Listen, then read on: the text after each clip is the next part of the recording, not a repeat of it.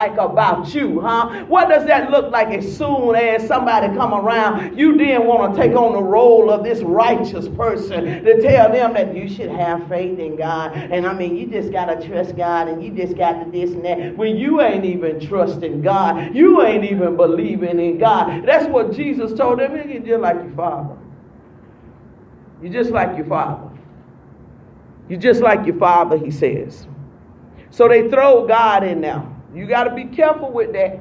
You got to tell the truth about yourself, and you got to be willing to deal with yourself now. I'm trying to tell y'all this is winning in life. You got to be willing to deal with yourself. When yourself done went too far out in something, you need to go on ahead and tell the truth. Y'all can talk about them churches that make them folk get up in front of everybody and tell the stuff that they done all you want to, but them people setting an order and a standard in their house is what they doing. What they're saying is you ain't going to live any kind of way and still think that you can pounce your little butt up in here and still do what you want to do, because what you are releasing is a wrong spirit inside of the house, and before you know it, you will be messed up. You will be tore up from the floor up. People always talking about the fact that Jonah did disobey God, but listen, let me tell y'all something that stood out to me. Jonah almost got some people killed that didn't have to die because of him. Talk about that part. How they'll get your butt messed up and you don't even know nothing about it. You ain't doing nothing but what you've been doing. You ain't doing nothing but trying to go about your journey like you've been going about your journey. You ain't bothering nobody, but because you got some crook, some chump on the scene that's disobeying, that want to do what they want to do, don't want to obey God, caught up in themselves, caught up in their flesh, in their lust. Now they got you in a jail. They almost lost their life behind him.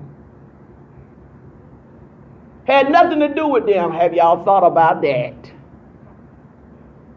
Have you thought about that part? Have you thought about the fact that you will literally ruin other people's lives because of your bull crap? You thought about it?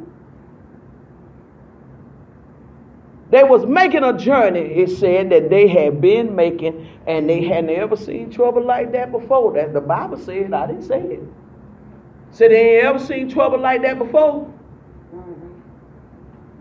They ain't ever seen trouble like that before. Everybody want to harp on the fact Jonah didn't do what the Lord wanted him to do. But let's harp on the fact that Jonah was about to get some folks' lives taken. Let's harp on that. Let's talk about the fact that Jonah was about to get some people in some bad predicaments that did not even deserve to be in them predicaments because of what Jonah wanted. Because of what Jonah wanted. Because Jonah didn't care about nobody else but Jonah. Talk about it from that angle. Fourth dimension revelation. See it from that point. Innocent people about to die at the hand of a disobedient man. Didn't nobody want to talk about them people because they were considered them folks. They were just, these folks just out on some ships or whatever. Well, them people were folk too now. Those were people, everybody's life matter. It ain't just black, but all lives matter. So they had life in them, and it mattered, and whatever reason it was that they was taking this cargo where they was taking it, it was a means of survival for them because they made that journey so often. According to the scripture, he said, we ain't ever had trouble like this before. As much as we take this journey, we ain't had no problem like this before. So that lets you know that this was a regular route that these people were taking. This may have been the way that they was providing for their families, but because this chump Jonah don't care nothing about nobody else, now got their life in danger. Supposed to be all right with it. I'm just like the captain, turning over everything, and now baby, somebody better tell me who tripping on God up in here. What's going on? Soon as I see something out of place, I want to know. Hey, wait, just want to get everybody, wake up the roaches, the ants, everybody. Who tripping on God in here? Because this don't work like this. This don't flow like this. This house belongs to God. This house belongs to God. This house runs by the oracles of God. This house runs by the presence of God. Anything be done outside of this, no. Not this one. Not Trim. Not this one. Not this one. I'm the captain, baby. I turn the ship over. Verse 42. Jesus said unto them, he says, if God were your father, look at that if. You see that if? If God were your father, you would love me. You wouldn't be doing what you're doing if God was your father. Ain't no way you could hurt innocent people and say God is your father and say that you love God.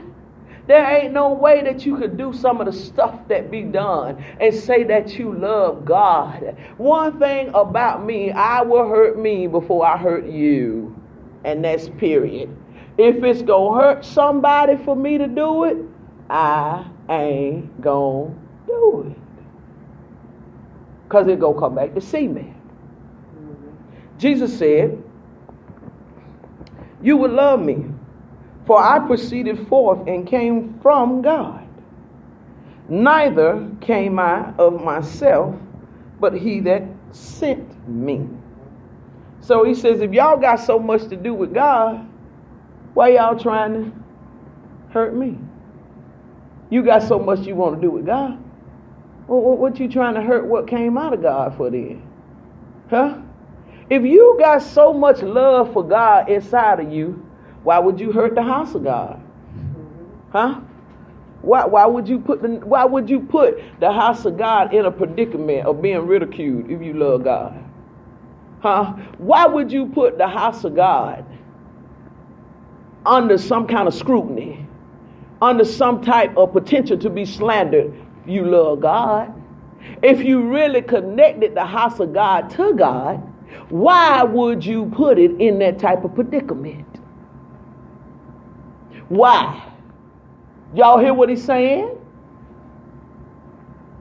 If you say you love God, so now let's connect this love that we say we got to what belongs to God. See, the problem with us is we disassociate. See, we got a respect of what we want to do in things. That is the reason why folk can claim they so in love with God but won't do nothing for the house of God.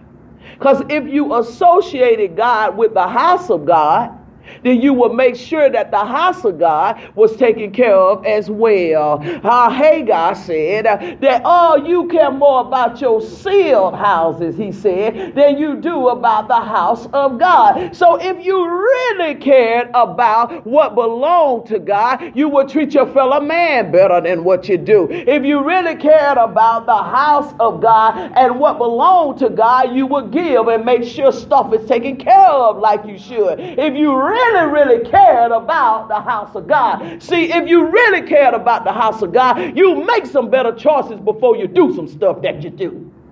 Because where it gonna come back to? What's the first thing folks say when people do something they ain't got no business? Start associating what church they go to, don't they? Now you go up there to that church up there with that thing. Well, I guess that's what she up there teaching now. They do all that kind of stuff. I ain't got sense enough to ride with you. I'm going to throw you under the bus, point blank. I'm saying it publicly. I'm going to protect Trim. I was called to protect it.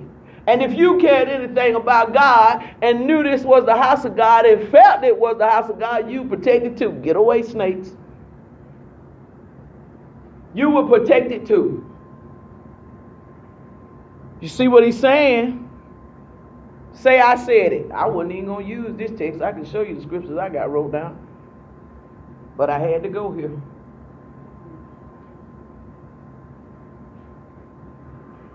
You got to associate it. How are you going to say you love God but don't love what come forth out of God? I want y'all to tell me. Go ahead. I'm opening up the floor now. When I say God, I want you to tell me what you associate with God that belongs to God. Start telling me. I say, God, what do you associate with God? You showing love and peace? Because if you associate that with God, that's what you should be showing. Give me some more. What do you associate with God? Waymaker. He's a waymaker for you. If you associate that with him, then that's what he should be for you. What do you associate with God? Everything. Well, if you associate everything with God, then that means you should be good in all areas of life. Then it shouldn't be no issues for you nowhere. Give me what you got. Peace. You should have peace if that's what you associate with God. See, whatever you associate with God is what you're going to protect. But if you will notice, neither one of you said anything about the house of God. You need to associate that with him too. Because he built the house in order for us to dwell in. See, that's the reason why the houses don't get the respect that they should get. Because he built the houses for us to dwell in order to have a habitation to come in, to give glory and to give praise to him. Yeah, some people have polluted it. Yeah, some people have made it about money. Yes, they have. I can't take nothing from them about that. That'll be between them and God. But there are some genuine places that exist. There is some genuine inhabitations. Don't you ever allow what one person done did or 2 or 3 people done did that was unrighteous to make you turn from a righteous God. Because it's still whatever he designed it to be. It's still whatever he designed it to be. I done told y'all, I'm telling you today about understanding the purpose of a thing. Let me give you an example of what I'm talking about. Okay, so let me see. My car, my Avalon, I'm going to use it as an example. My Avalon is a 2015 Toyota Avalon, right? In 2015, it was a car, right? It's 2021, August the 1st. What is it? It's still a car, ain't it? You can't change what God's original intent of a thing is just because some folks shuck and jive. That's on them. The original intent of it was he had Solomon to build a house so that his people could dwell in the house. And if you really want to get technical about it, the house that he had built was rich. Wasn't it? Did Solomon build a wood shack? Sure did. Sure did.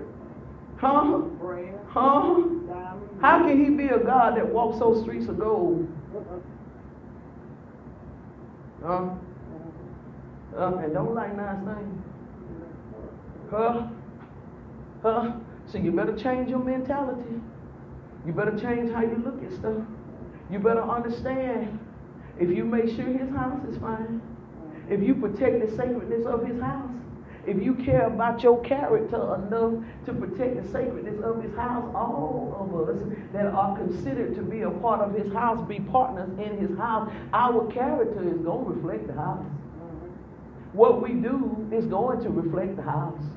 It's going to shoot right back on the house, whether we want it to or not.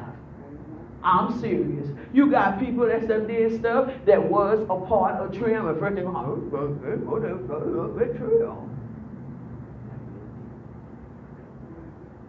It's going to affect. It's going to affect. So Jesus is letting them know, hey, if you care anything about God, you wouldn't be disrespecting me. Because you would care about what comes forth out of God. Yeah, that's for all these people that holler they love God, but they don't show up at the house of God and stuff. They love, get away. Get away. See, when you love God, you go after the things of God. You live according to the things of God. God ain't got to tell somebody that love him to give. It's their nature. God ain't got to tell somebody that love him to love other folk. It's their nature. God ain't got to tell somebody that love him that you need to become subject to the house that he's called you to and respect that house. They love him. They know to. He ain't got to have them kind of conversations. That's what Jesus was saying to them. Y'all don't get the purpose of a thing he was saying. And if you don't know the purpose of a thing, you're going to mistreat it. If somebody gave you a diamond and you didn't know it was